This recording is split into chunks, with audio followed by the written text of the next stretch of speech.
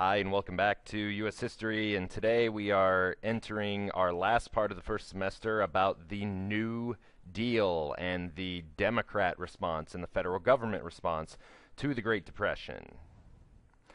Learning targets today are to analyze the impact that FDR had on the American people after becoming president with the New Deal and what exactly he did during his first 100 days. We will describe the programs that were part of the New Deal and their immediate impact, and we'll identify critical responses to the New Deal, or people who felt the New Deal didn't work for whatever reason. So President Franklin Delano Roosevelt, just some background information on him. Earlier in life, he marries his distant cousin, Eleanor Roosevelt, very distant. He is related to Teddy Roosevelt, the former president. He suffers from polio that took the use of his legs, and he was the former governor of New York in 1928, and he was the Democratic presidential candidate for president in 1932, and he wins the election over Hoover in a landslide. 3 goals of the New Deal. First of all, what is the New Deal? The New Deal is just the economic programs that we pass, or that the federal government passes in the 1930s as a response to the Great Depression, and it's when we finally realize that we need a federal response to this Great Depression that is when we decide to go ahead and pass these new programs. The 3 goals of the New Deal are relief, recovery, and reform, or the 3 R's. Relief would provide direct federal government relief to those who need it in the form of payments, to unemployment payments, and food, and shelter, and medicine, things that people needed. Recovery would be to get better, and reform would be to change the policies and put more regulations in place so this type of disaster can never happen again. So in Roosevelt's first 100 days, he, as president, he creates a brain trust. And a brain trust was his group of professors, lawyers, and journalists. He didn't just make policies himself. He listened to experts in all fields before he created his policies. He and Congress together passed 15 new pieces of legislation that greatly expand the federal government's role. If we look back in history, some things that expand the government's role, the Civil War was one, the New Deal is the next. And in his first act as president, Roosevelt declares a bank holiday, which means we're going to shut down all the banks in the country, and we'll check their records. And the ones that are sound, or the ones that can afford to pay all their debts, can reopen immediately.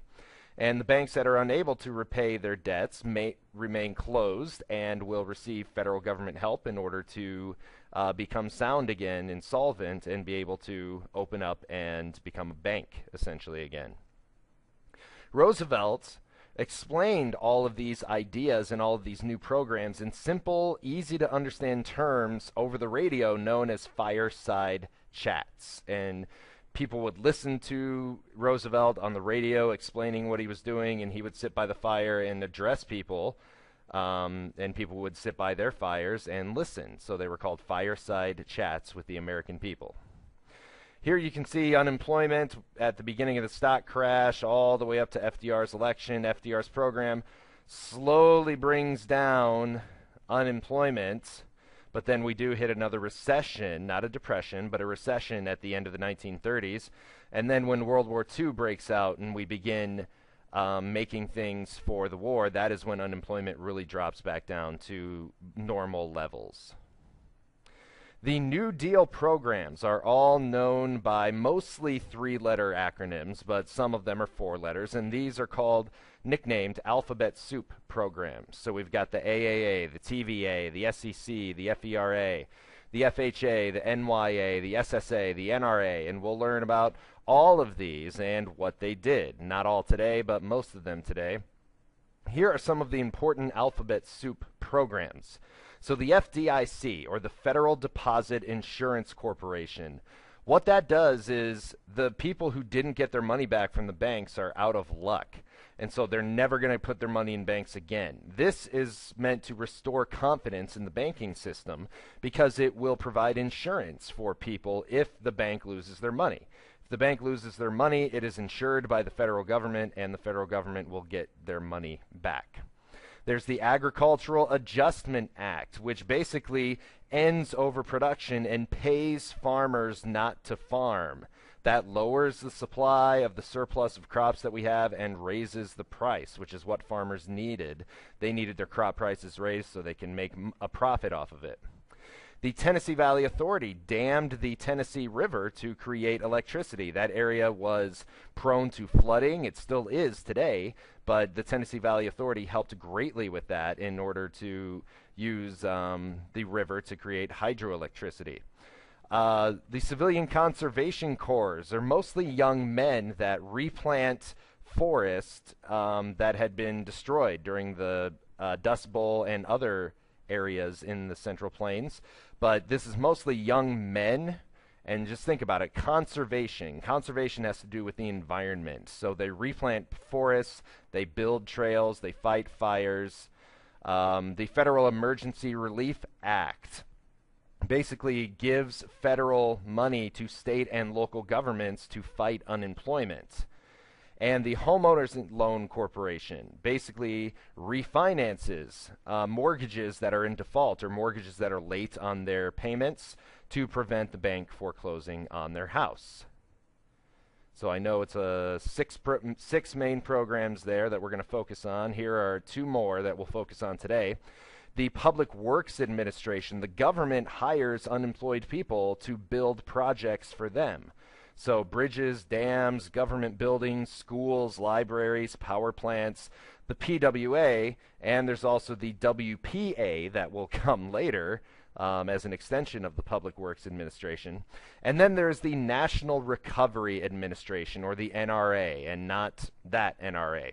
This develops rules of fair competition and sets minimum wages for workers and minimum prices for goods.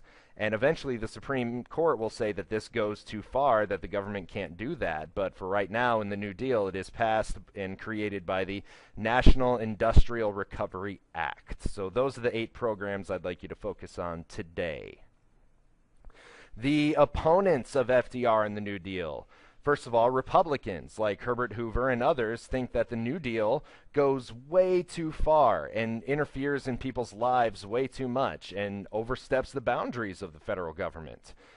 But then extreme liberals on the other side of the spectrum think that the New Deal doesn't do enough to help the poor. So we have people saying that it goes too far. We have people saying it doesn't go far enough. Two specific critics were Huey Long and Charles Coughlin. Huey Long is a politician from Louisiana who wants to start the Share Our Wealth program, which is essentially socialism. He wants high taxes on the wealthy and large wealthy corporations, and a redistribution of income to the poorer people of America. And he is assassinated in 1935 because he did make a lot of enemies with his policies and his brash demeanor. Father Charles Coughlin had a weekly radio show, and he called to help the elderly and to have the nationalization of industry, essentially socialism or communism. So he also then spouts off some anti-Semitic remarks on his radio show and loses a lot of his support, but he also called for sort of a socialism, communism type system. And that is all I have for you today. We'll talk more in depth about the New Deal in class, but this is the Democrats and federal government's response to the Great Depression. And I'll see you later. Goodbye.